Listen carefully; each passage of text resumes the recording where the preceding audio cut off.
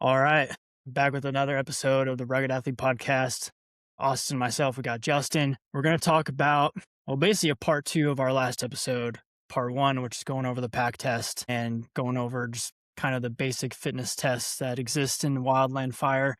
And in this episode, we're going to talk about kind of the other side of that. We'll talk about a lot of things, but we're going to mainly cover the type 1 fitness test, which is a fitness test that I created. So we'll talk about what that fitness test is. We'll talk about why I created it, why I selected it the way that I did with the certain exercises, and kind of the origin and history behind creating that, and what the goal of that is, and what we're trying to accomplish with putting that fitness test out there. And then the part that I'm looking most forward to in this episode is we're going to go over some of I don't want to call them hate comments, but I mean, some of them are literal hate comments. People disagreeing with my type 1 fitness test, or people having negative critiques and things like that. We'll cover what a lot of people are saying in response to me putting the fitness test out there. But before we do that, I want to do a quick recap over last episode in case you missed it, but also just to help set up this episode today. So let's cover real quick, why do we even need a fitness test in the first place? And then we'll talk about the pack test and kind of go over the pros and the cons and what's missing, and we'll kind of transition into the type 1. So I'll kick it over to you, Justin. Why do we need a fitness test for this job in the first place? So in my mind, there's 3 reasons that a fitness test should be utilized prior to engaging in wildland firefighting. One of those reasons is to determine readiness for work, to enable a supervisor, an agency, to get a general idea of whether somebody's going to get thrown into this job and be sent off in an ambulance right away or not. To determine injury risk, that's another potential value that a fitness test could offer. We'll get into the weeds of whether that actually is something the pack hike test can do or not. And lastly, predicting job performance, not just your ability to do the job and manage it, but how well you can do it. So the thing that drew my attention to this field when I first started my graduate program was the fact that this test, the pack hike test, was a pass or fail. There was no way to delineate between who's going to do the job exceptionally versus barely cut it. And that was thought-provoking to me, considering there's obviously a difference in the caliber of operations that some individuals on the fire line are doing versus others. And that's not to throw hate, that's not to throw bias. It's just a mere fact that some individuals are being put in circumstances that supersede that of others. You can talk about it. It's not a 1-to-1 ratio between type 1, type 2, contract crews, whatever, type 2 IA. There's classifications, but as I've gotten into this field, I've realized there's a ton of more diversity in that hierarchy that I actually thought. It's not a clear, oh, you're a type 1 crew, this is the exact standard, everybody's living up to that, or a type 2 crew, this is the standard, you're living up to that. There's a wide spectrum, there's a lot of gray area, but there's no way for us to really quantify it. So that principle really led me to the fascinating topic that I studied, which was occupational predictors of performance. How can we predict who can do the job the best? And there was no way from the pack hike test, pass or fail, to do that. So what we did in this last episode was really covered what value does the pack hike test have and what is it missing? Because I think there's just a ton of confusion on what the pack hike test is meant to do. It's not meant to predict your job performance. It's not meant to predict injury risk. It's simply a threshold that you can meet that determines your readiness to do the work at a very baseline level. Can you do this metabolic cost at a certain time under a certain load for this task that's pretty much as close as possible, parallels the demands of wildland firefighting across the scope of thousands and thousands of personnel doing it? It needed to be practical, it needed to be reliable, it needed to be safe. So for the scope of what it's meant to do, it does it very well. It's easy to administer. It's got reliable results in the sense that you're not really going to change doing it 2, 3, 4 times. There's not really a learning effect. There's no thing you have to learn how to do again. It's walking with a pack. It's very easy to assume that this is going to actually reflect the quality that it's going for versus another metric that takes learning, takes skill, takes coordination. Circumstances can change. This is a very easy to administer test and it's repeatable. So for the bang for your buck, it does what it needs to do for the scope that it's meant to operate in. But the things that we're going to get into in today's episode highlight those other things that it's missing, the aspects of it that it can't reflect, like injury risk, like job performance, the additional variables that other fitness tests can offer you. And when you look at other fields like military, structural fire, police, these aren't new things. These are things that have existed in the research and have been developing on those industries for over like decade, 2 decade, 3 decades, maybe. We're very much behind the curve in terms of what fitness tests we could be implementing to discern those characteristics. So that's all this episode is really to do, is to enable you and your other firefighters, your supervisors, the agencies, just to provoke a conversation that's obviously been happening at other levels of the tactical realm for a long time, and they've seen a lot of value from it. They're having better retention. They're having less injuries. They're seeing the benefits of why we can do assessments and get a positive return on our personnel from those assessments. It's not just to limit the population's ability to enter. It's to make sure that while you're here, you can do the job better, more safely, and prevent those things that nobody wants to happen. Nobody wants to get injured. Nobody wants to have an HRI. Nobody wants to feel like their job sucks and it's hard and it's like always an uphill battle to get the shift done. That's where this conversation is headed. Yeah. And before we kind of go a little bit more into, you know, what's missing from the pack test and why we feel like we need to add a supplementary fitness test to cover those other aspects, especially we'll get into that, but yeah, occupational performance. I want to kind of reiterate, we spent some time on the last episode defending the pack test because for what it was designed to accomplish, it does a really good job of that.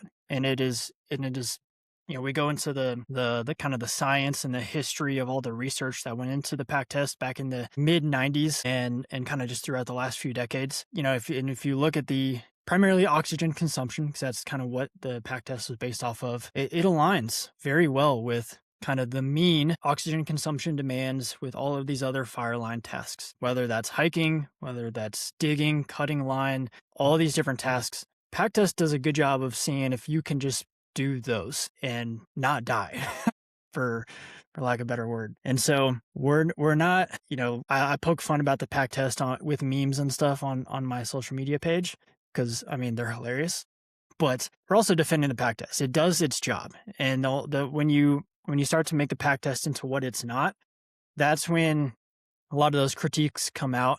But we have to understand that the pack test is entry level. It's bare minimum fitness. It's the minimum. It's the minimum standard. And we need something like that. But there's also, aspects of that when we're talking just like a fitness test, you're, assessing your fitness qualities that aren't present. So what are some of those kind of missing components? You kind of covered it with occupational performance, but maybe you can go a little bit more into that. And then we'll kind of talk about our solution to filling those gaps. In my mind, the pack hike test can be reflective of your ability to get to the job site. This isn't what research will show. This is my interpretation and subjective opinion. It ensures that you are able to get to the job site, but it has no reflective ability to discern what's going to happen once you get there. There's nothing about this test that lets me know how your muscular endurance is with line cutting, pulling brush, chainsaw work, moving around, picking up heavy logs. How does your movement quality get assessed from the pack hike test? Has no ability to do that. It has the ability to measure whether you can move at a 22.5 O2 consumption for 45 minutes, but also in accordance with some of the funny meme comments Austin's gotten, how does that reflect over a 12-hour shift? That baseline level of fitness does not extend to that same value across 6, 8, 10, 12 hours of work in the heat on poor nutrient deficiencies. Maybe the chow line sucked and you're just like not feeling great that day. Maybe you're eating MREs. Maybe you got poor sleep. All the context built around the job is going to make the metabolic cost of those demands even greater. So it has the ability to see, can you hike with weight for that cost for a moderate amount of time, but you're missing a crucial link of the upper ends of the demands that you're going to see in the field. And I think that it's just missing the true nature of what the job's realistically going to look like for everybody on any given shift. It might not be every shift, but you will most likely see those demands go way above that 22.5 for a very long period of time. So I think it's just not meeting the upper end of the extremes that you're going to be put into. It's not reflective of the mechanical demands, the energetic demands, and it's just simply not enough to be able to paint a picture of who's going to be able to survive those hard shifts. All right, we got to take a break real quick because I need to tell you about today's sponsor, which is Ready Bar. Ready Bar is a meal replacement bar, it's an energy bar, it's a protein bar, so many different things in one. I was fortunate enough to try Ready Bar way back in the day before it was even an official product. I got to sample like the beta product and I thought it was awesome. Kept in touch with Ryan, the founder, and I'm super pumped to be able to partner with Ready Bar because I think it's a really good product and I think it's a perfect product for wildland firefighters. They've got 4 different flavors. They got the OG, which is PB&J. They got oatmeal cream. That one's probably my favorite, if I'm being honest. Espresso mocha and chocolate peanut caramel. The macros on these things are legit. 500 calories, 74 grams of carbs, so you're getting a ton of energy, and only 13 of those are coming from sugar. So a lot of that's coming from like oats and more complex carb sources.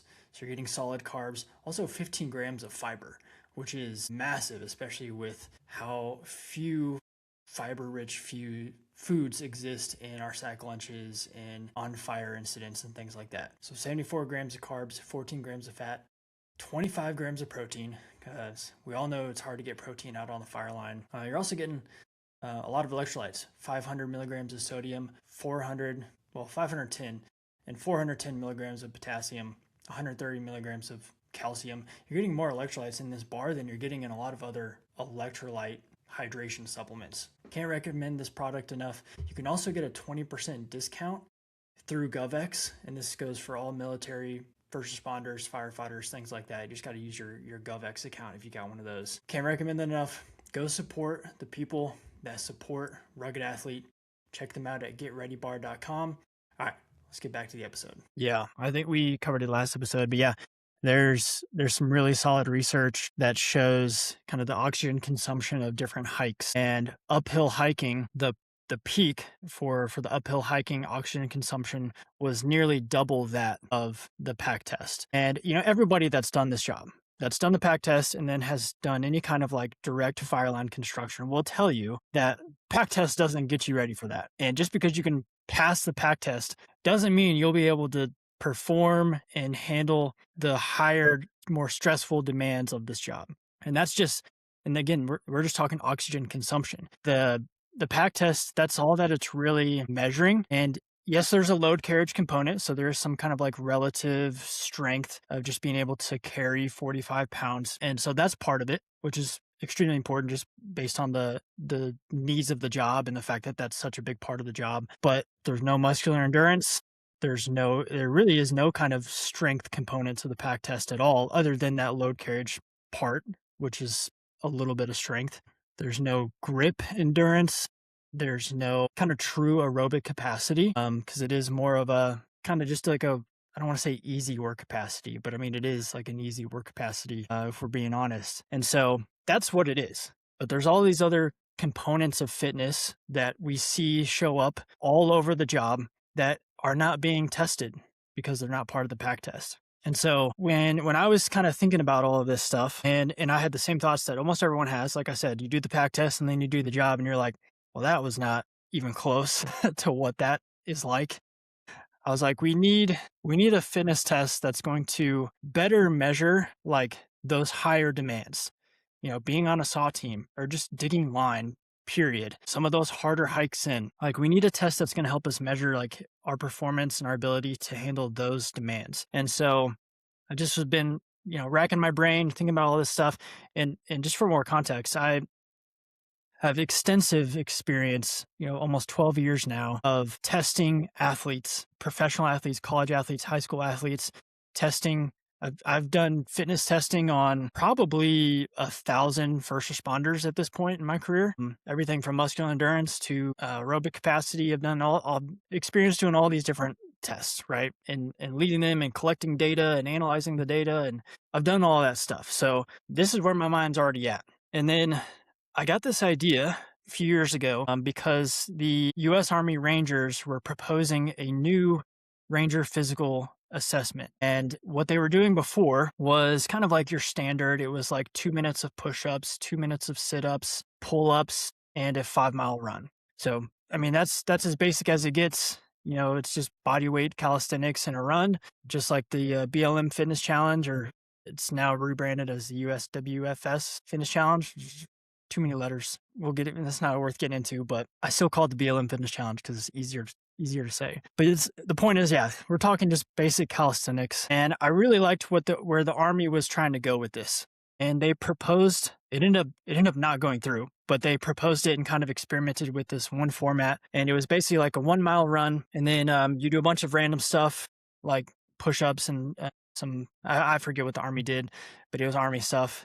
And then you do all that, and then you do a 2 mile run. And I was like, that looks kind of cool. I'm going to try that out. And I tried it and actually really enjoyed it. And so I started thinking, how can I maybe change some of this stuff, make it a little less Army, make it a little more Wildland? And I came up with the Type 1 fitness test. So what the Type 1 fitness test is, it's a 4-time test. So your score is the time it takes you to do all of the exercises. The faster your time, the better your score. Starts off with a 1 mile run, and then you go immediately into 40 hand release push-ups. After you do your 40 push-ups, you throw on a 40-pound pack and you do 100 meters of walking lunges. After you do those 100 meters of lunges, you grab two 40-pound weights, so one in each hand, and those can be dumbbells, kettlebells, could even be 5-gallon cubies because those are 40 pounds. And then you do a 100-meter farmer carry. You set down the weights, you keep your pack on, and you do another 100 meters of lunges. Now that's 200 total. And then after those lunges, you take your pack off and do a 2-mile run. Like I said, your score is the time it takes you to do all of those. Now, you can rest at any point. You don't have to do 40 push-ups unbroken. You can do 20 and 20, 4 sets of 10. I don't know, break it up however you want to. You can rest at any point during the lunges or the carry or the run. But when you're resting, the time is still going. So it's just making your score worse, essentially. So I'll go into kind of like why I picked those exercises and kind of all those things. But first I want to cover like, what is this testing? At the end of the day, this is a work capacity test. It's a little different from the pack test in that it's a little more strength biased. And, because you have upper body strength in there, you have obviously a lot of lunges. So you got lower body muscular endurance. And then you got some grip endurance in the carries as well. So it's work capacity, but we're adding in a lot of these components that are missing from the pack test that I think are also extremely important for the job. And before I kind of go into some of the other aspects of this, we'll talk about exercise selection and just the physical demands. What are some thoughts you have on kind of like just looking at the physical demands of this test and looking at the physical demands of the job and kind of how those align? So I think the way this test is set up, it's very easy to look at it and think, man, Austin, you must hate wildland firefighters. You must really want everyone to have a shitty time during this test, and you just want to be diabolical. But without the knowledge, Partly true, though. it's partly true, but only partly. But to an exercise scientist, you see this, and your mind starts to paint a picture of how this actually is going to be very specific to the job of wildland firefighting. When you look at the physical traits required to do this, mile run, already right off the bat, higher aerobic demand than what the pack hike test is making you do if you're doing it at that 45-minute threshold. Of course, if you're pounding it out in 30 minutes and you're half jogging, it's probably arguable which one's more. But that's the start. The start is already pushing you. When I'm thinking about where somebody's going to be if they're hauling ass, lactate threshold, already close. You should already be at that or greater. So you're inducing pre-fatigue, diabolical, because look at what's next. Now you have to perform movement patterns that are weighted. You have load on your back. You have to undergo that muscular endurance with fatigue. And the thing that I think is most valuable about that is that we're never doing the job fresh. You're on 14-day assignments where every day you're starting off deeper and deeper in a hole, or you're looking at it at the level of intra shift where you have maybe 6 or 7 bouts where you got up and worked for an hour and a half, sat down, worked for an hour and a half, sat down, always operating under fatigue. And this is reflective of more patterns that you're actually going to have to utilize in terms of the jobs that you're going to do, whether it's cutting, you're on scrape, or you're on a saw team. All of these demands are going to require upper body muscular endurance, lower body muscular endurance, hinges, squats, pushes, pulls. Those patterns should be bulletproof in your arsenal if you want to avoid injury, if you want to avoid sprains, strains, tweaks, aggravated tissues. We need to be able to do those things under fatigue. And that's really the breakdown of this test where I see the major value. Already fatigued, already at your threshold of where you're feeling it, lactates in the blood, feeling the burning sensations, feeling out of breath. Now you got to go work. So that's really the thing that I see as the most valuable in terms of the setup, where you have mile run, fatigue resistance, movement patterns that are crucial for the job, and then a 2 mile run again. How much reserve do you have? How much energy in the tank? Those extended shifts. Oh, now you're pulling a 24 spot fire. The ability to be absolutely tapped, maxed out, and then perform again. That's really like 3 parts of the test where I see that setup being so valuable. Yeah, I will say the most diabolical aspect is doing a 2 mile run after you just did 200 meters of lunges. That is, I get this from so many people that I've had do this.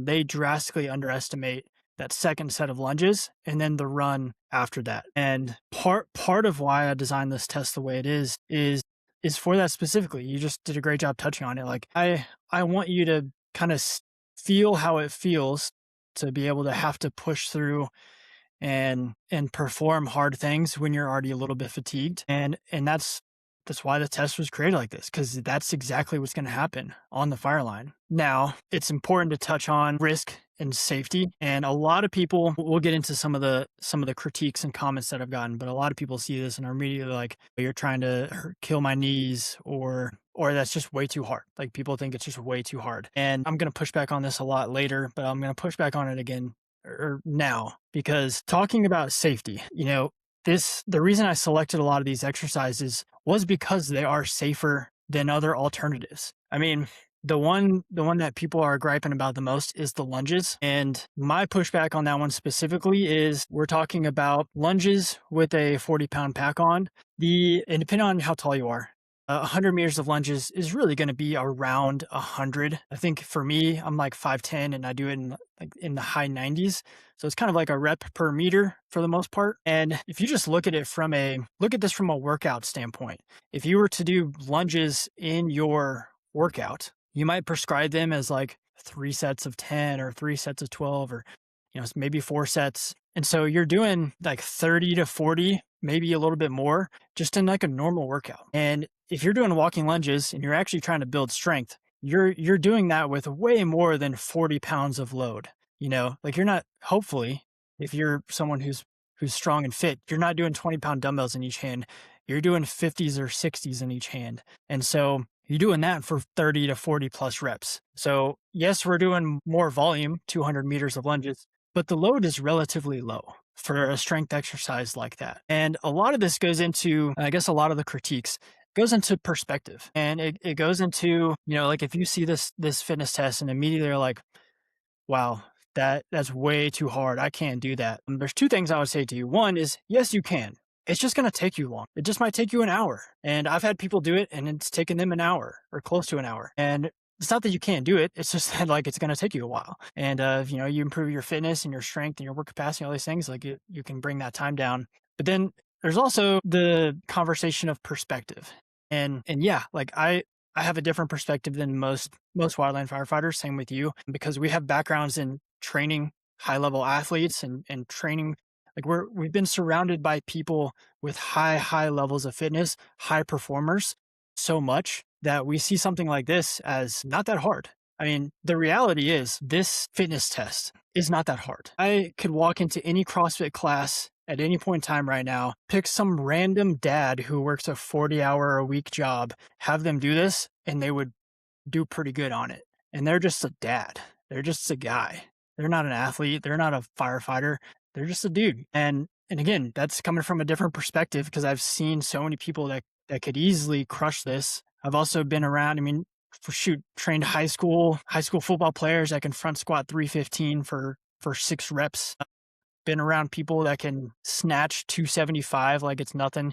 Like I've been around a lot of high performers. So when I'm putting stuff together, yes, my bar is a little bit higher than most people, but that's not a bad thing. That goes into why I created this test. Or part of why I created this test is because it elevates the fitness culture in the profession, or at least it has the potential to, by normalizing high performing and higher standards more so than what it is. Because I'll tell you right now, and I think I mentioned this last episode, one of the things I hate the most is people bragging about their 44:59 pack test time, like showing off the fact that they did the literal worst passing score you can do. And I know, again, it goes against the whole point of the pack test. Pack test is not to go fast. So it's like you don't get rewarded, you don't get pats on the back for doing it fast. But I just hate the fact that the only fitness test we have is like you're incentivized to not do as good as you can. So I wanted to create something that's going to incentivize you to push, go as hard as you can, get as fit as you can, get as strong as you can, and try to elevate the fitness culture in the profession that way.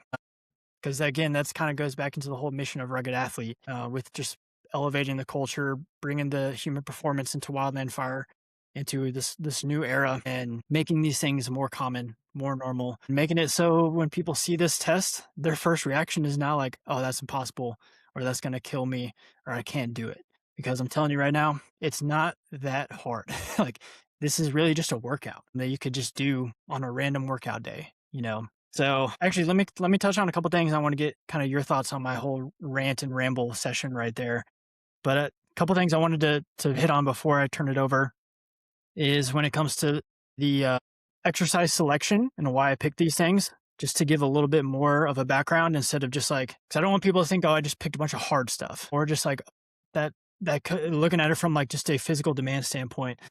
Because safety is a big thing too, doing things that are just not reckless for no reason, which is why, picked either simple exercises or body weight or runs, things like that. But also equipment need is a big deal. Like if we're trying to create a fitness test that's scalable, that's practical, that everyone can do anywhere, you have to have, you can't have too much equipment need that's fancy and gonna cause like budget issues and just not be practical, especially if you're doing it with larger groups. So when I was putting together this test, the only equipment you need is your pack, which you already have, and then weights, which hopefully you have some 40-pound weights already. But if you don't, like I said, you can use your 5-gallon cubies, and that's 40 pounds. So you should already have everything you need on hand to be able to run this test. It's part of why I chose push-ups, Hanley's push-ups over pull-ups, even though I love pull-ups. I would prefer to do pull-ups because I love how well they correlate to relative body strength. But not everyone has a pull-up bar set up close to a position where they can also do a run on a flat surface. So, it maybe not be ideal because I would love to do pull-ups, but just from a practical standpoint, that wouldn't be the best option. The other thing is just space needed. Like I said, not everybody has like the best setup to be able to do a run somewhere flat, and that's kind of tough. But my line of thinking was like, people have to do the pack test somewhere flat. That's written in policy and it's the standard of the test. So if someone can do the pack test, or wherever they can do the pack test, they should be able to do this test. And they're already doing that. They have to do that already. So they should be able to just layer this on in the same location. Again, not have to worry about having a pull-up bar nearby or something else like that, or bring a bunch of other random gear except for weights, or just some dumbbells or kettlebells or cubies. And so when it comes to space needed, I was trying to keep that in mind as well. And we'll go into some of the other critiques. People had suggestions of like other exercises that could get thrown in, and we'll talk about, from a practical standpoint, why those don't work or just wouldn't be a good fit for things like this. But do you have any thoughts on kind of like, I guess, anything specific to the exercise selection, but also about like the culture side of this conversation? Yes and yes. There's one thing that you had mentioned previously that kind of sparked this thought in my mind of individuals seeing this as too hard. I look at this and I see perfect scenarios. A lunge on flat terrain with moderate weight on your back seems much easier than hiking on a 40% grade on unstable terrain, navigating really rocky, unstable areas, ton of ecological variables, awkward all over the place. 40 hand release push-ups, upper body muscular endurance, the amount of work that we're going to do overhead, pulling brush, lifting, holding a chainsaw for extended hours and hours and hours. All of the things that happen on the fire line are harder mechanically than these tasks. These are perfect Yeah. scenarios. They are Yeah. That's stable. true. If you can't lunge with a moderate amount of weight in your hand on a flat football field or a track, what's going to happen when the scenario is not optimal and you have worse circumstances on you? You have a pack on your back, maybe you have extra load that day, maybe it's just really, really rocky, uneven terrain. These are general traits. We are not assessing the specificity of the job with these. So I just wanted to point that out. These are markers of aerobic fitness in a perfect scenario, markers of muscular endurance on the upper body and lower body in a perfect scenario. You have every advantage in terms of the mechanics. And I think the missing link in what people don't see here is that what they're doing is already harder, just might be doing it without proper mechanics, proper form. You're fighting fatigue the whole time, but it's over the course of 12 hours. The tasks really maybe are slightly less difficult in the terms of holding these lunges for 100 meters straight is tough. But imagine going on a 4-mile hike with a heavy pack and a saw on your shoulder. You're doing the same exact mechanical motion with heavier weight over a longer period of time. But if you can't hold a good mechanic in your lunges on a flat football field with this pack, what's going to happen to your knees, your hips, your ankles when you're fatigued and you're having to deal with all those other variables? So I see this as it's difficult on the more acute basis, but it's setting your body up for success in a safer way. If you can't do this without getting injured, it's reflective of what's going to happen out there over the course of a career. It explains why the repetitive cycle continues to exist in this field where knees are shot, hips are shot, back is shot, shoulders are shot. Every single person who leaves this field has some kind of joint damage, and it's maybe part inevitable, but what we can do is control the controllables, mitigate risk where we can. And what I see as value from these movement patterns is it tells me you can execute these movements well under fatigue, under load, and that will likely translate to people getting hurt less. It'll respond better when the ecological variables are there, when you're fatigued, when the things are present that are suboptimal. This test is optimal. Don't look at this as like we're some medieval torture devicing you. That's the job. The job is the medieval torture device. This is very baseline levels of movement competency and baseline levels of fitness for the demands you're already doing. It's just how well are you executing those demands when you're out there? Yeah. I want to get your thoughts on the culture stuff too. But while you're talking, I'm all over the place on this one. And I'm sorry for that because I just have so many so many thoughts on this. But another point I wanted to make on exercise selection is that I think other people don't necessarily think about is like, if this is a fitness test and you're getting scored on it, even if it's not punitive and it doesn't have an impact on, your job situation, hiring versus not hiring, even, like in the military, promotion versus not promotion, like there's other aspects to fitness tests that are, part of the conversation in some cases, but in a very simple way, like the exercises need to be easily gradable and have an easy standard. Like, is that a rep or is that not a rep? And so going through the list of the exercises, they're all very, very easy to grade and very easy to hold a standard.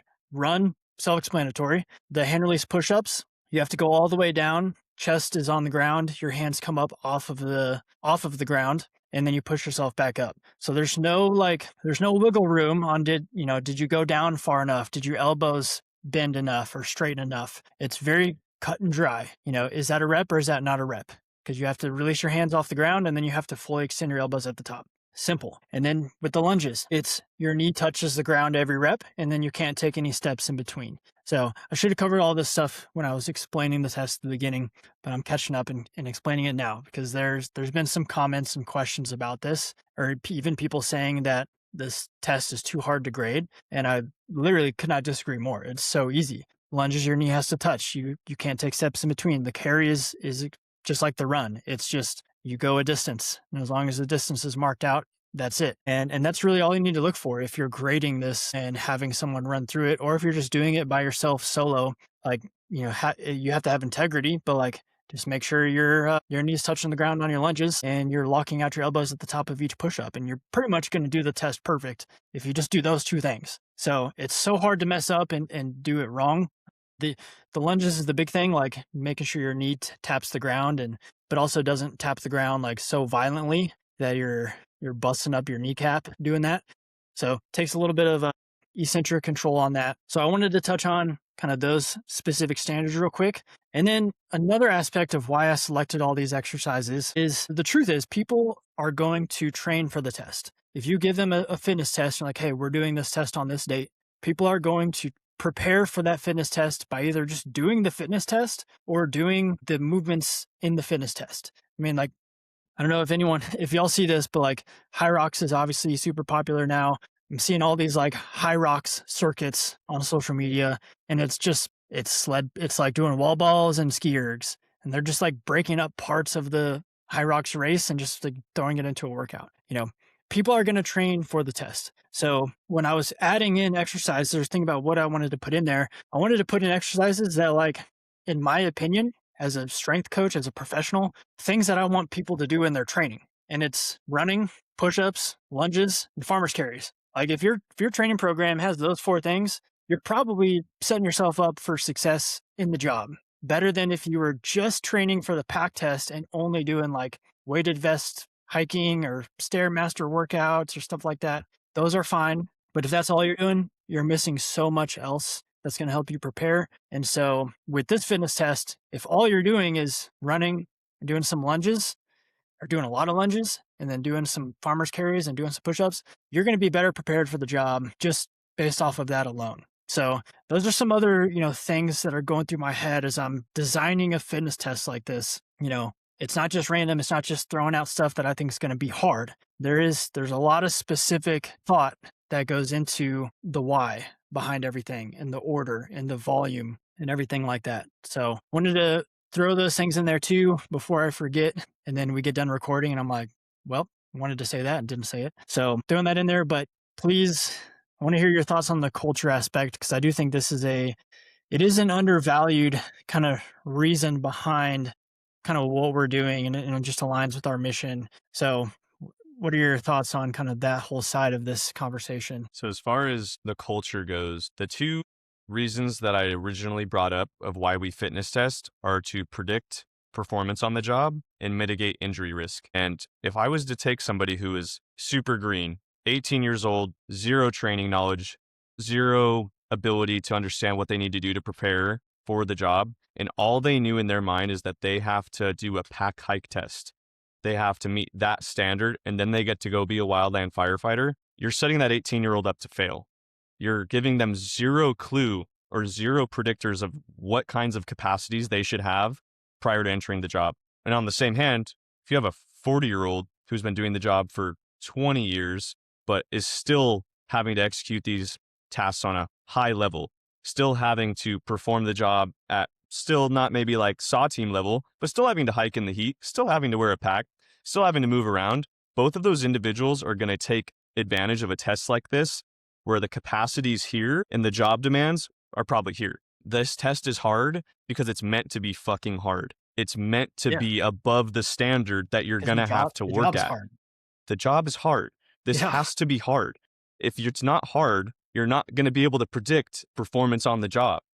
So my mindset with this is, man, if we had thousands and thousands of individuals doing this test and we got to see predictive values, like, man, the people normally score in these ranges, and you could back that data up with operational success or injury rates, how much more valuable could this test be? We have no way to tell that 18-year-old what they need to do to make sure that they don't fall out on that hike, or to make sure that in mid-season they don't get hurt, or for that 40-year-old, how they can upkeep their body and not just continue just degrading their joints to the point where they can't even hold their fucking grandkids. That's the value in this. It's not just, are you not going to die when you're out there?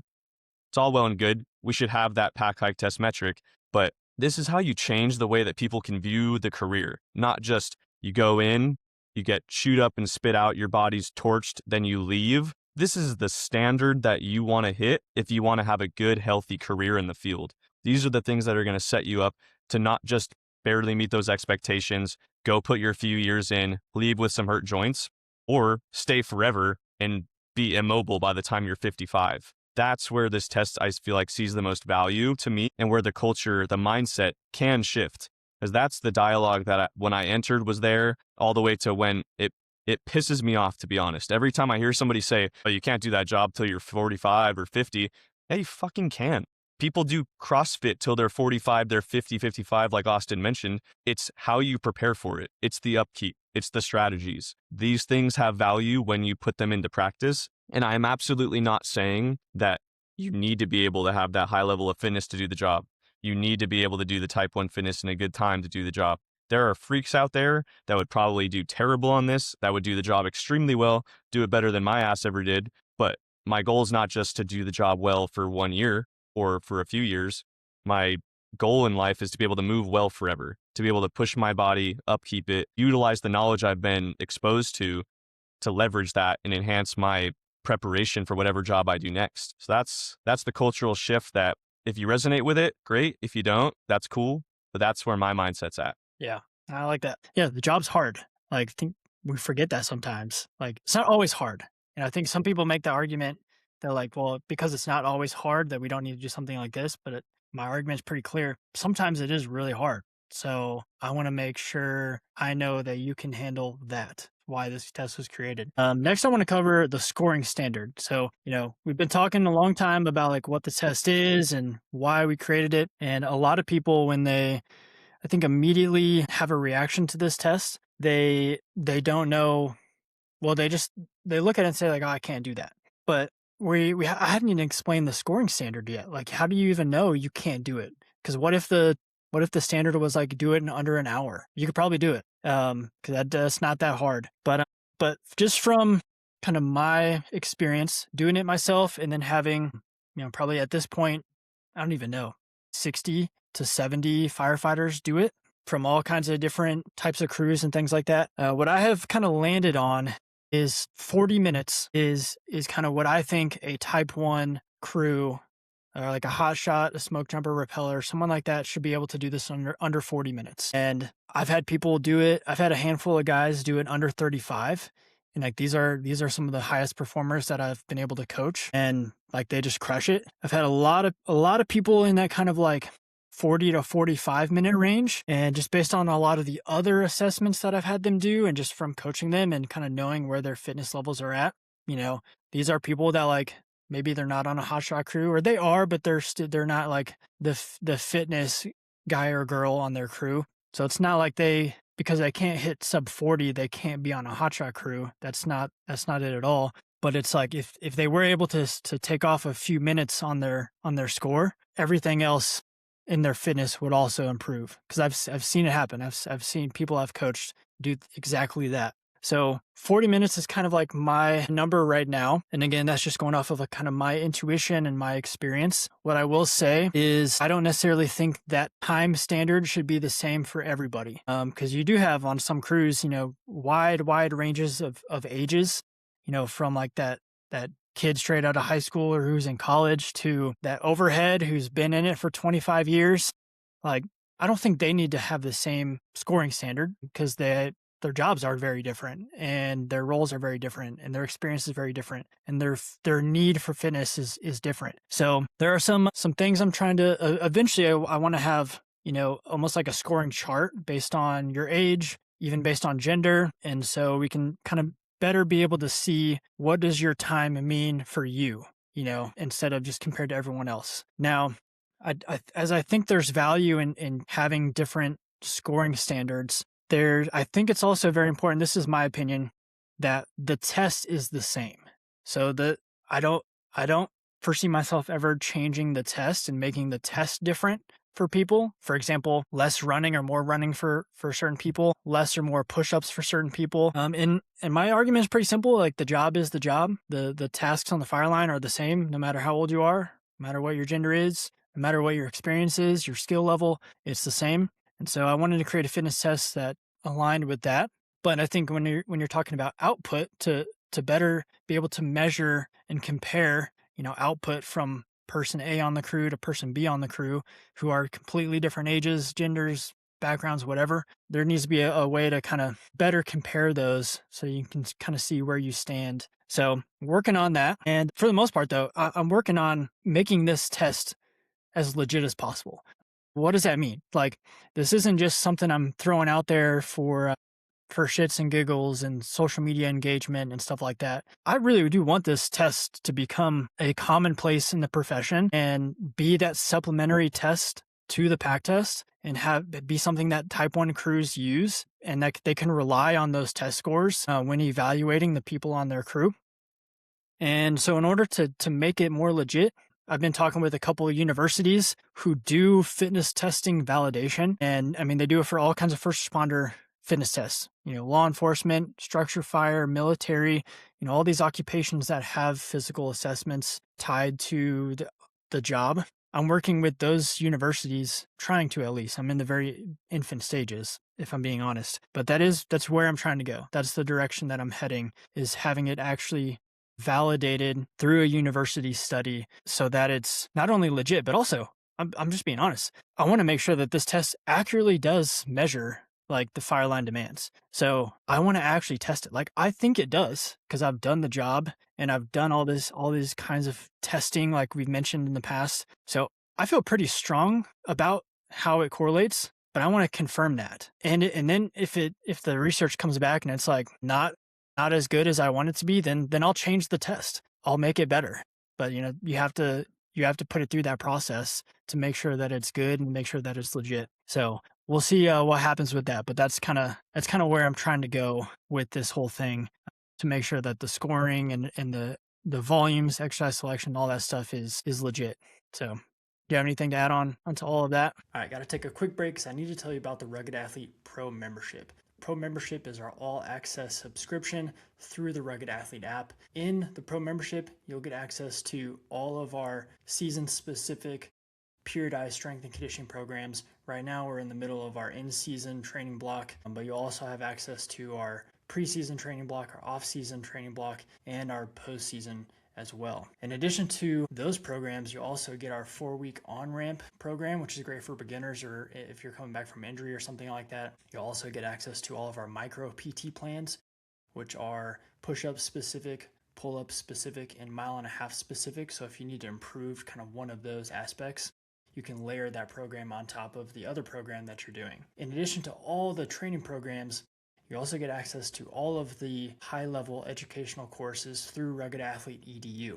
So that includes our high-performance hiking course, our physical preventative maintenance course, which is all about injury prevention and staying healthy throughout the fire season and throughout your off-season training, and then also our work capacity development mini course. The Rugged Athlete app also features things like a built-in meal tracker. It syncs to your Garmin or Apple Health Kit account. So all the stuff you do on your smartwatch will automatically sync and upload into the app.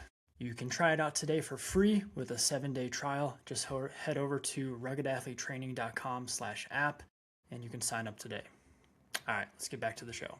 I've got a couple studies that I wanted to reference that I think tied in line with, I think for people who hear, oh, I want to make this validated, I want to get universities involved, I want to make sure that there's data to ensure that this actually replicates what I'm trying to do. I want to make sure it either mitigates injury risk or make sure it ensures that individuals have a certain level of occupational performance. And I just want to point out, this is not a new concept. This is something that has been done in other populations and to a very small degree, our population already. So I want to just bring together couple pieces of research that illuminate the value of when these things are implemented.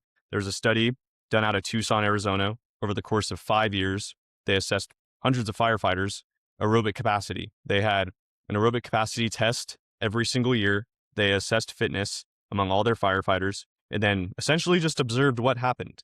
They looked at who got injured, how frequent were those injuries, what were the types of injuries, and they categorized people into low, moderate, or high fitness. Low fitness being less than a 43 VO2. So if you think about the pack hike test, that's a 22.5 VO2 demand, but the NFPA, the standard, the expectation is that you, from that test, should have a 45 VO2.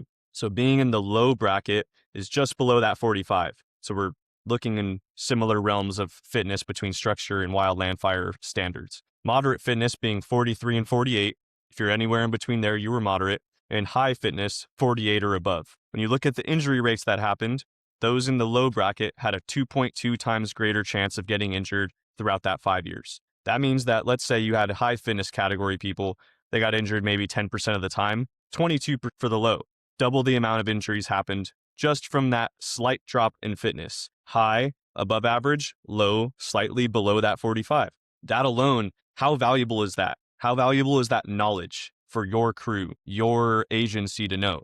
When individuals are at that threshold, we want them to be a little bit more than 45 because that's going to increase their chance of being resilient to those injuries to a pretty large degree. Maybe it's exacerbated even more. They didn't categorize it even lower, but maybe if you were below 43, maybe if they looked at 35, 38, whatever number below that, maybe it was even more. So I'm just pointing the fact out that when the research is there, when the data is there over a long period of time, that's the value right there. But we don't have that research yet. That's what Austin's pointing out. That is a limitation of what we're doing. That amount of data isn't there in the numbers that we need or the time scale. But that's the direction we're headed. That's the vision. If you're curious, we're not just doing this to fuck around. We're trying to actually make improvements in the culture, the quality of life, improvements in the operational success of the personnel. This isn't just something that we wanted to come and join the field just to be like, fuck you, you all need to be more fit. This is why. It's not just for fun. Do you have There is any some of thoughts that's on that? true though. Like I keep saying partial truth to that, but because I think you kind of have to do that if you are trying to raise the standard, raise the bar. But yeah, I'm glad you brought up those studies because those are really good. And yeah, this stuff exists in so many other kind of adjacent professions. They're just and a lot of them are still nowhere near where they should be, but they're way ahead of wildland fire. I've done a lot of work in the structure fire side of the industry as an exercise physiologist, and like I said, tested probably 1,000 first responders with different fitness assessments and stuff like that. And, I had to do the work of, all the behind the scenes stuff with like policy and digging through what the NFPA is saying and using that language and the studies that have been done to kind of promote that policy. And, some of the stuff, is just old. So like trying to modernize that into the current demands of the job, but also the current kind of health of the population, which is not great, especially with like new recruits and things like that. So yeah, I've done all this kind of stuff in other adjacent professions, trying to bring it to light more in wildland and not just like throw out a hard workout and be like, this is a fitness test. There is a lot more that goes into it. We got one But more thing. yeah, go ahead. So that was my one point about injury risk. But there was another study that I wanted to bring up involving actual occupational performance. How does this test relate to performance on the job? Because I imagine a fair amount of you look at the test of push-ups, lunges, weighted carries, mile run, and you can make the counter argument that that's not specific enough. It's not relatable to the job enough. And my caveat to that is, again, these are general traits that have transferability. That's really what we're playing with. We can't test a hike. It's not standardizable. You can't test a random series of line cuts and make it standardized. It's very much harder to standardize a work-specific task, but that doesn't mean there's not value in understanding the general capacity of these traits. And there's one study that was performed by Rhea and his team in 2012, structural firefighters. They looked at a whole onslaught of different fitness traits: lean body mass, overall fitness, strength endurance, bent over rows, bench presses, shoulder press, max grip strength, anaerobic capacity, multi-stage shuttle run. And then they did all of those measures and related them to the CPAT, a series of 7 structural firefighting tasks. And this is the concept that I hope the type 1 fitness test can eventually get to, where you can see, do people perform better in this and also perform better in the job? But what this structural firefighting study showed was, I think the most interesting finding to me is that there was a negative 0.69 R value. The correlation was very strong between lean body mass and CPAT performance. That alone right there was like, man, that was the strongest relationship. That's not a factor I would have assumed right off the bat would be the heaviest hitter. But how cool to find that out. Imagine we take all this data on individuals and wildland firefighters, assess tasks in a controlled way, like a line cut, like log lifting, repetitive lifts up and down, that hike time, whatever. You can relate it to your own crew. It doesn't need to be in a study. You could take your own subjective measurements on your own crew and just make those general observations for yourself. We did the type 1 fitness test. Those individuals are performing better. You can make it as subjective as you want. You could make those trends happen from all the individuals on your crew and then make calls like who's performing the best. When we do these drills, who's performing the best, who's falling out, who's slacking, who's just suffering the most during this test, and maybe find out your own solutions to your own crew and make those interventions happen. But other than lean mass, you see all the correlations point in the same exact direction, where individuals who had greater bent over rows, bench presses, shoulder presses, grip strength, anaerobic capacity, 400 meter runs around a track, all of these had moderate to strong correlations.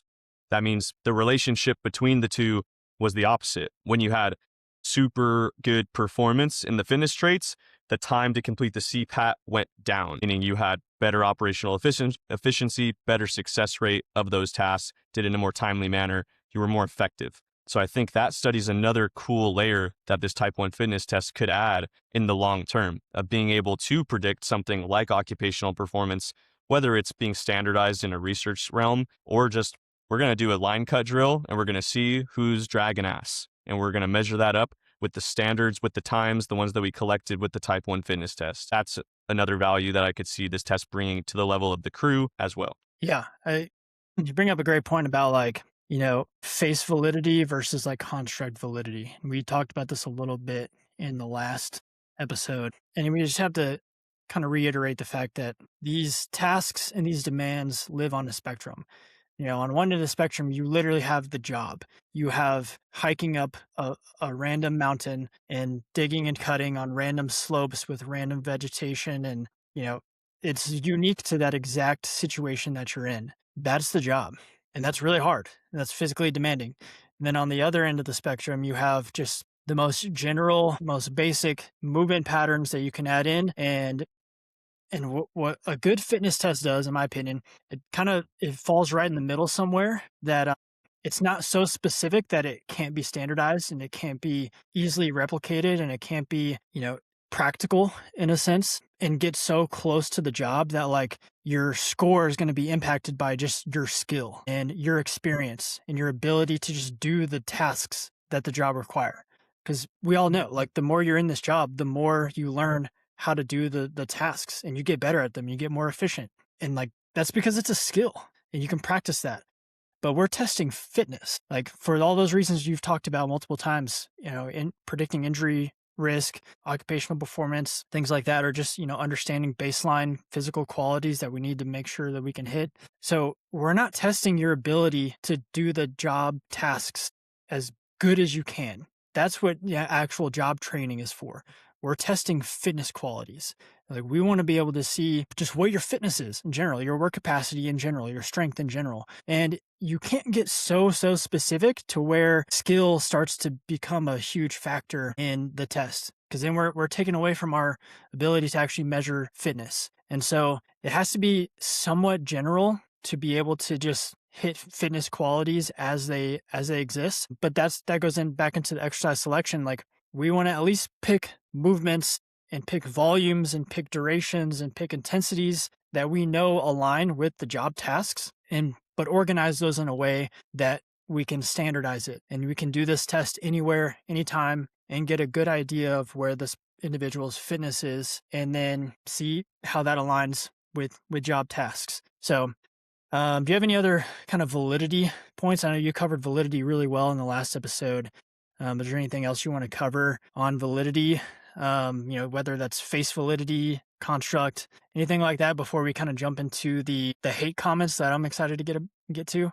Yeah, I can't think of anything additional. I think you hit it home on the construct and face validity. The pros of this test are the fact that you're going to get more predictive ability from it, but at the same time, the practicality, the reliability, it might take that slight hit. There's always a push-pull. I just want to reemphasize the concept that every fitness test is going to be missing somewhere. There's no fitness test in the world that can hit every single thing 100%. It's always a push-pull of systems. That's why we're not saying this should take out the pack hike test. It's hitting some that the pack test is missing, and it's maybe losing some where the pack hike test is strong. That's why we're talking about it as a supplement. So in terms of what the validity here offers, very much more on the construct and face validity, but the application of it may not be as simple, may not be as practical for every single person, every scenario all the time. But that's why it's pick and choose. We're not trying to make this at like right now something that every single person has to do every single year, but there's that extra value that it can offer. And I think those things should be talked about or at least mentioned, especially on high level crews. That's really the emphasis on it. It's a type 1 fitness test. It's not the baseline standard. So that's the thing I guess I would leave. Yeah, that's good. All right, dude, let's get into some of these comments. I had fun putting these together. There's a kind of these comments can be categorized in different ways. The first category I want to cover is just like the funny ones because people are funny and throwing out some funny comments, and then a lot of comments of people just straight up disagreeing, hating on this test. We'll kind of cover. I don't want this to turn into too much of like a just like a back and forth, comment section in real life type of deal. But some of these comments I got to call out for being stupid. I just have to. I don't really want to do that, but I have to because they're stupid. And some of them are like good comments, like good conversation, and that I want to talk about them and, just provide a little bit more context of like my thoughts on some of these things and get your thoughts too. Some are just reflective that some people have too much time in the off season. Yeah, 100%. Before I get into the funny ones, I want to the comment that started all of this was actually on the Reddit thread, because I posted this whole assessment to Reddit like, I don't know, a year and a half plus ago, because I was trying to just get people to participate in it. So I wrote up this super long thing, threw it into Reddit, put it on all my social media. I'm like, hey, I'm trying to get people to do this test and send me their results so I can collect data and kind of figure out where this test is. And of course, I knew by putting it on Reddit in the wildfire subreddit, like I'm opening up myself to a nightmare situation. I knew what I was getting myself into, and I was so right. It was terrible. So many stupid comments and people just throwing out the worst opinions of all time. But the one that stuck with me was this guy was, very, very much against everything about this type 1 fitness test. But the comment that he made that stuck was, he said, a required assessment shouldn't cross the line into elite athlete territory. And two things that I immediately have on this one is, I never said it should be required. Actually, I openly said it should not be required. This is like a supplementary thing. So you didn't read what I said, and you don't understand what I was saying clearly, but also shouldn't cross the line into elite athlete territory. I covered this with the whole like CrossFit dad scenario, and I stand by that. This test is nowhere near like elite athlete territory. Like that's such an insult to elite athletes. It's crazy. But that's where I think a lot of people in this profession, I think a lot of people have this same mindset. Like they see something like this and think that it is some elite, unattainable thing. And I'm trying to raise the bar and help normalize things like this and show that you don't need to be elite. You just need to have like some pretty good fitness, and you can crush this test, and you can crush a lot of other stuff that we do. So wanted to start off with, do you have any thoughts on that Reddit one before we move on and get away from Reddit forever? No, I think you hit it home. You hit nail on the head, man. It's just, if you think this is elite athlete territory, like we compare hotshot smoke jumpers, repellers as the special forces of wildland firefighting. There's no fucking Navy SEAL in the world that couldn't do this without breathing hard. Like this is baseline in the special forces world. So if you're talking about it's an elite categorization of wildland firefighter, this should be a baseline standard for anybody who's in that category. There's no other special force branch within the tactical realm that couldn't do this test. Yeah, and you hear it all the time, not necessarily like from us promoting this, but like just you see it, like people talk about type 1 resources, smoke jumpers, hot shots as elite. So I'm like, if that is your argument, if you're standing on that or dying on the hill that this test is elite athlete territory, you're actually kind of helping our argument, being like, well, the elite firefighters should do this or should have a higher standard. So all right, let's get into the funny ones. These are, I'm just going to read it out. There's something else. This is one of my favorite ones. This guy says, next you will need a 4-year degree and still only make 40 grand, exclamation point. At some point, this crap needs to stop, exclamation point. To which I responded, I was like, yo, why are you yelling? And he responded, I don't know, I'm deaf, haha. So I don't know, this guy was funny. He was funny about it in his response. But yeah, it's just a kind of misconception, goes along man. with that. Like, yo, you're asking me to do what? And I'm like, I'm asking you to do a 45-minute workout. That's really I'm not asking for as much as you think I'm asking for. All right, let's move on to the next one. You need Also, to add, not a requirement. again. Yeah. Also, yeah, not making you do it. You need to add 30 minutes of Zumba. Zumba is literally the best thing for firefighters. Muscle coordination, endurance, strength, flexibility. 90s hip hop to be exact. Actually, not a bad suggestion. Not a bad suggestion at all. Honestly, it's the most valid Reddit post that I think you've gotten so far. And he's hitting on a central theme Dude, that is coordination. incorporated into the test. You have to have dynamic stability in these tasks. You have to be much more coordinated. It's not just locomotion with a pack on. You're exactly hitting our point. So thank you for the Zumba comment. Yeah. We'll Now, we'll think about it. We'll think about the we Zumba. yeah, we don't program Zumba. I just want to say that, but we do program a lot of coordination and athleticism, and extensive and intensive plyometrics and bilateral single leg. All in Zumba. Closer to Zumba than you might think. You're even though working you're in having all fun. three. Every Zumba class, you're performing all three planes of motion, and I respect that. I think I would be an advocate for any wildland firefighter who wants to do Zumba in their off season. Actually, fun fact. I just thought about this. I actually had to take a Zumba class in college. How many Which were is, you the only male, or was there a surprising amount? there was like me and like one other guy, I'm pretty sure. Because I was a kinesiology major, I had to take like a physical activity credit in every category that we offered, and one of them was dance. We had all kinds of like freaking dance classes at our college. So I picked Zumba toning as my elective that I had to take. Toning, Zumba toning. not just It was Zumba. just Zumba with like pink dumbbells in your hand. I'm not Sick. even kidding. Which I didn't use those. I just need Did to you say get that. did you get I toned? I didn't get anything from that class. No. It was so stupid. What university? Shout them out. No, we're not gonna do Shout out that. their Zumba Actually, they department. disbanded their kinesiology program, so if that says anything. That says it. All right, moving on. Next comment. No shake weight, question mark, exclamation point. It's kind of funny. I think too many firefighters would have way too much fun with the shake weight. Too many memes. So too many. Yeah, we're not even going to go there. It wouldn't be good. This next one is got the most likes out of every Instagram comment on all of my posts where I talk about the type 1 fitness test. 174 likes on this one. They suggested a alternative test, and this is what they said: 1 gallon of water in 4 minutes, 1 can of dip, 60 minutes, no spitting, 30 minutes locked in a portable toilet, 100 degrees Fahrenheit or hotter. Honestly, you can't really argue with that one. Ecological validity right there. I mean, talk about job task specificity, which I actually did. I did offer a suggestion. I said increase porta-john time to 60 minutes so instead of 30 minutes, and combine it with the dip part. So you're already dipping for 30 or for an hour, no spitting. Do that whole thing in the porta-john after you drink a gallon of water in 4 minutes. I think Boom. a max Pass or fail. uncrustable.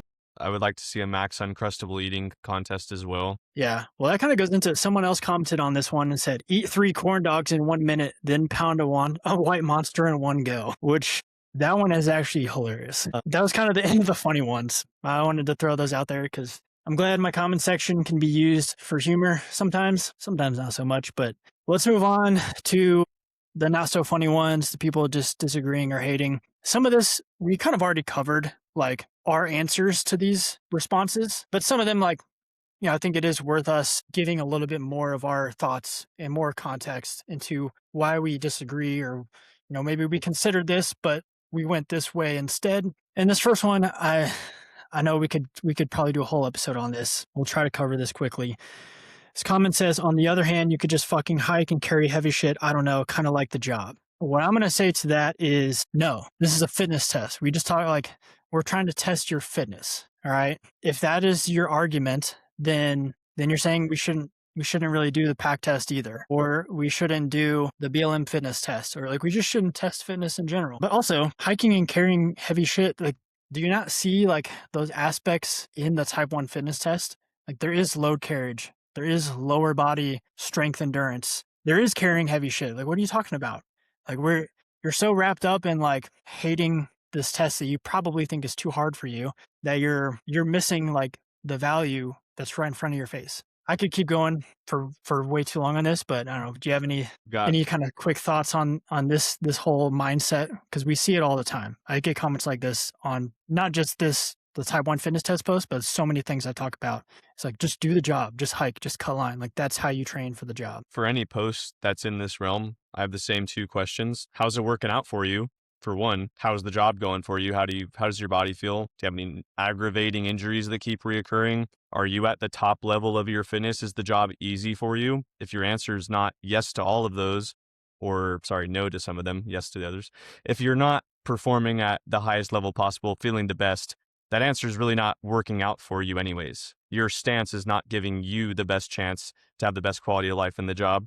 And even if it is, you're an N of one. You are one person. How is that working out for everyone? That's the big scope of where this conversation's broader than just what worked for you. I don't care what just works for one person. I want it to work for 40,000 personnel to all be set up to have a great career and enjoy their time while they do it, which I imagine is not a 100% success rate right now. That's my two questions. Does it work for you? Does it work for everyone? The answer is no to either of those. There's work to be done. Yeah.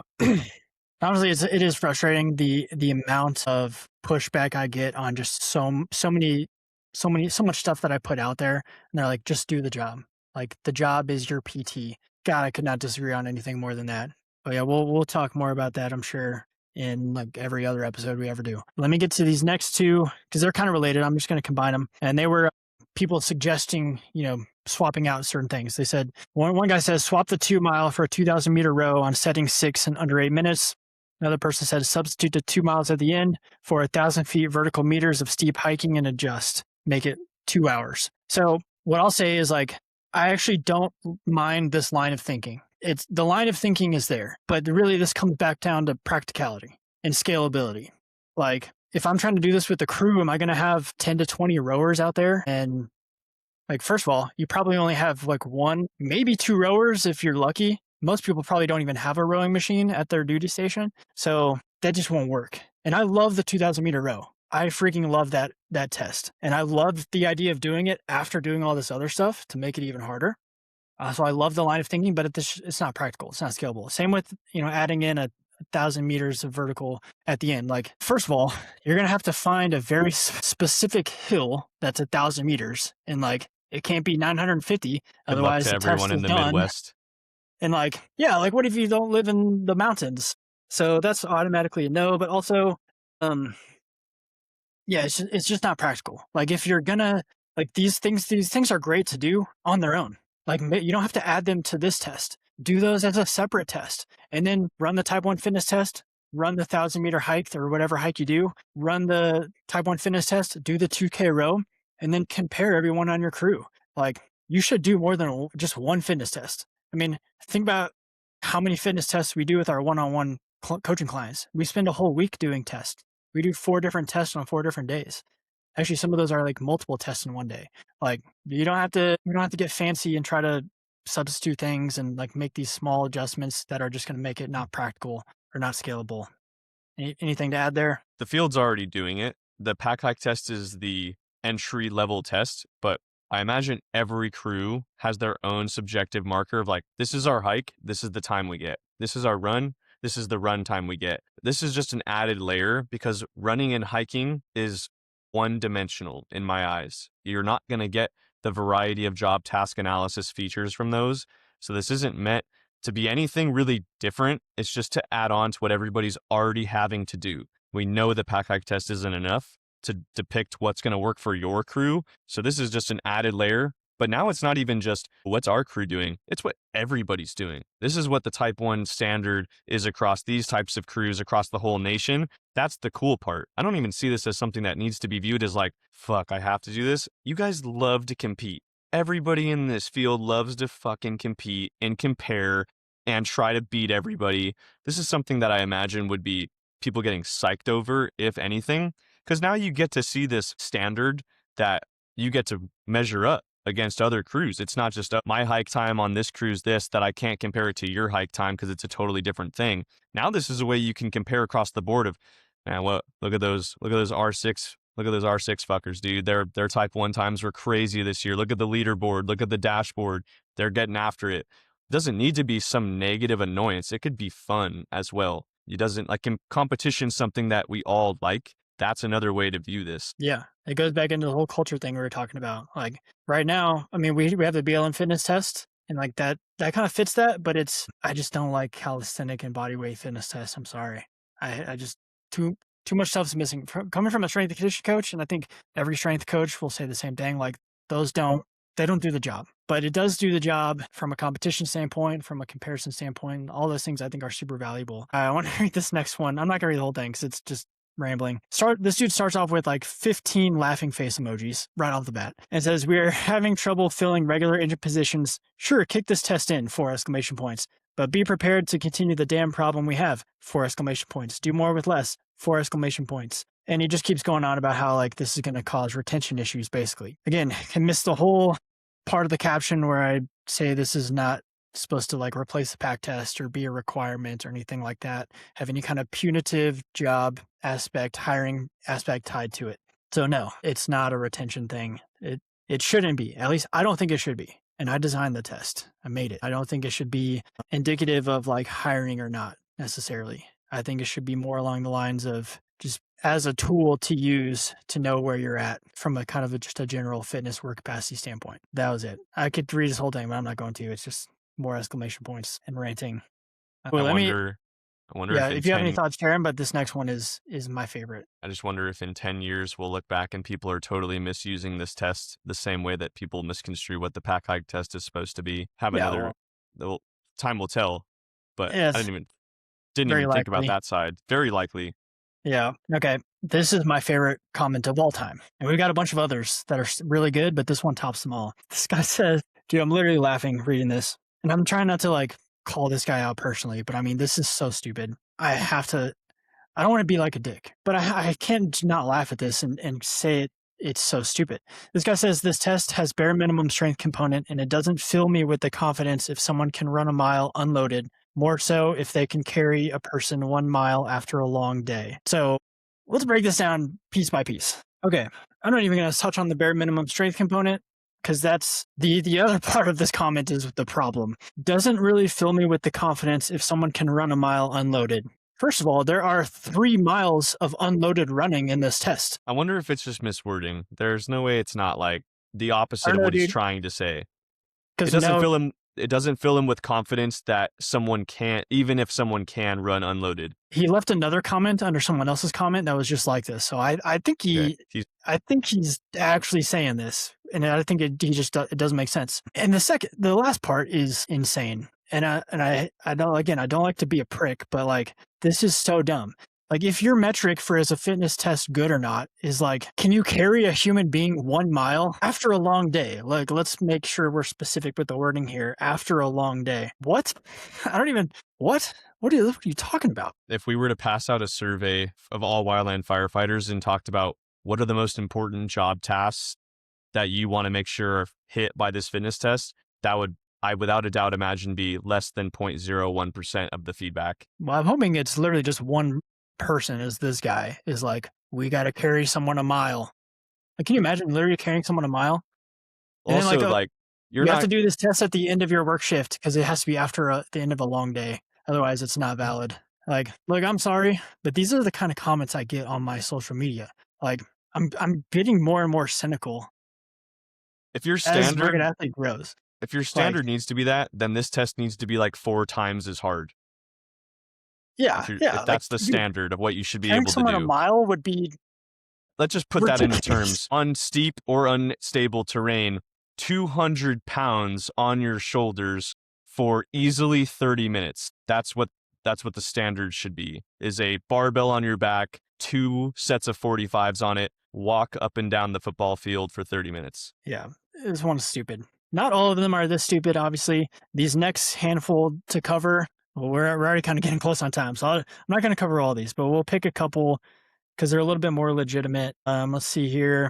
I'm going to cover this one really quick because I've gotten variations of this comment so many times. No running on a fire unless you're being chased. Why not pack test pace? Also, do you think it's wise to tighten a standard when there's already a shortage of firefighter ones? We just covered the retention thing with someone else's comment, but I want to touch on this whole idea of no running on the fire ground. Therefore, running is not something we should do in a fitness test. I hate that idea. And it, like, I understand what you're saying. I understand the point you're trying to make, but just because we don't do something specifically on the fire ground does not mean that it has no practical value when we're testing general fitness qualities like aerobic capacity. It's just running is the easiest way to test aerobic capacity. It just is. There's no equipment needed. You can do it anywhere. So I don't care that we don't run on the fire ground. It's still something that has value in a general fitness test. So I just have to say that because, again, I get that kind of comment all of the time. And it's crazy how many people like have that line of thinking. I don't even want to touch on that one. We can touch on this one real quick because I've gotten a few comments like this as well. It says, why is this necessary? Physical fitness is only a part of what makes a good firefighter. And this is coming from someone who, and they kind of go over some of their fitness accomplishments, blah, blah, blah.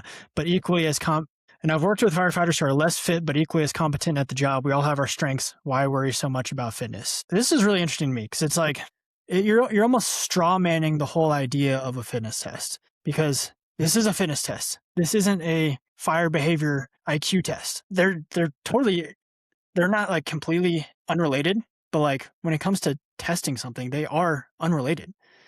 Like just because we're testing fitness quality, like doesn't mean we don't value other aspects of the job any less. It just doesn't. Like you're totally straw manning the whole idea of fitness tests, or even you can make the argument they're saying like, why is PT even important? Like other aspects of the job are also important. Why are we even doing PT? Like that's not what they're saying directly, but that's kind of like their logic. And it's just, I don't know. Like it's crazy to me that people, that's what they respond with when they see this, like, I don't know. What do you think about this one? It's just something that we're not trying to do.